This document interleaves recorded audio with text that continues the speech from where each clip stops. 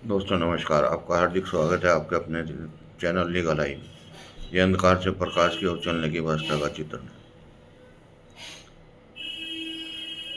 हर आदमी अपने जीवन में उन्नति चाहता है और ये आवश्यक भी है, लेकिन उसका नज़रिया क्या है ये समझना बहुत ज़रूरी है। जैसे एक आदमी कहता है कि आधा गिलास भरा हुआ है, लेकिन दूसरा कहता है आधा खाली है।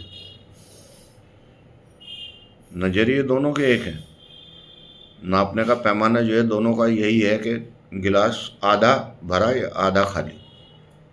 लेकिन ये इसका साइंटिफिक इफेक्ट ये है कि जब आदमी तनावग्रस्त होता है तो उसकी सारी इंद्रिया कर्मेंद्रियाँ फेल हो जाती हैं किसी भी मोमेंट में जहाँ उसको अभोगवाद दिखाई देता है, यानी कि उसको आधा गिलास दिखाई देता है, वो भरे की इच्छा करता है। लेकिन हिंदू मैथोलॉजी इससे अलग है। हिंदू मैथोलॉजी कहती है तप का मतलब है किसी चीज़ को छोड़ना, और उसको इस हद तक छोड़ना कि उसका मानसिक स्तर विचलित ना हो। जैसे भोजन छोड़ना, एक दिन उपवास करना, 2 दिन उपवास करना, या नवरात्रों में 9 दिन उपवास करना, यानी कि उसकी रेजिस्टेंस पावर इतनी बना देना कि उसका अस्तित्व ही खत्म हो जाए और मानव चेतना जागृत रहे। ये इसका सिद्धांत है।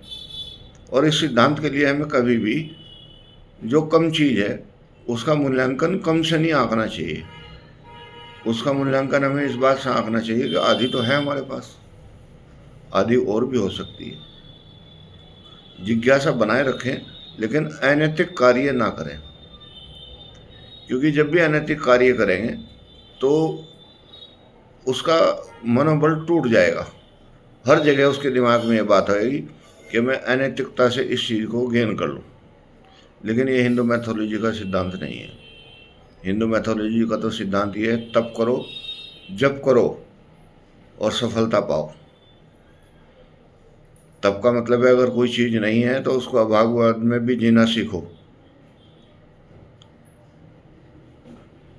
जप का मतलब ये है कि अपने मन को, फ्रीक्वेंसी को बढ़ाओ, आपका आत्मबल बना रहे और उसके बाद सफलता पाओ। सफलता निश्चित है। ये तो प्रकृति की देन है। हमारे लिए प्रकृति अपने खजाने खोले बैठी है। फर्क इतना है कि हम उसको कैसे लें। जैसे एक आदमी अपनी झोली में कुछ लेना चाहता है, लेकिन उसकी झोली ही फटी हुई है, तो जितना लेता है उतना नीचे निकल जाता है। ये तप के द्वारा ठीक की जा सकती है। जैसे जैसा आपका तप बढ़ेगा ऐसे ऐसे आपकी झोली मजबूत बनेगी, और जो मजबूत बनेगी उसमें जो कुछ भी आएगा वो तुम्हारा संचित होगा, प्रकृति की देन होगी आपके लिए।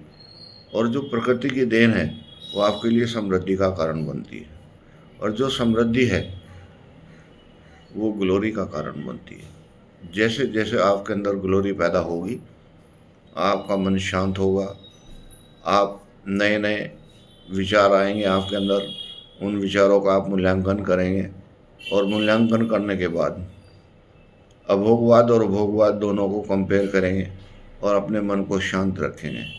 और सामाजिक चेतना के अनुसार, सामाजिक चेतना क्या है? दूसरे का ना छीनना, अनैतिक कार्य ना करना, ये सारी चीज़ें उसके अंदर आती हैं। और उसका सबसे बड़ा इफ़ेक्ट जो जाता है वो आपके बच्चों पर जाता है।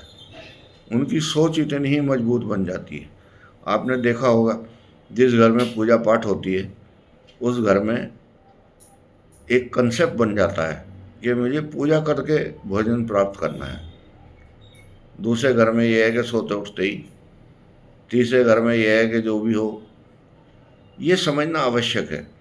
ये निर्णायक स्थिति है, और निर्णायक स्थिति के लिए आपका नज़रिया बहुत इम्पोर्टेंट है। अगर आपका नज़रिया सही है तो आपके लिए छोटी चीज़ भी महत्वपूर्ण हो सकती है। नमस्कार।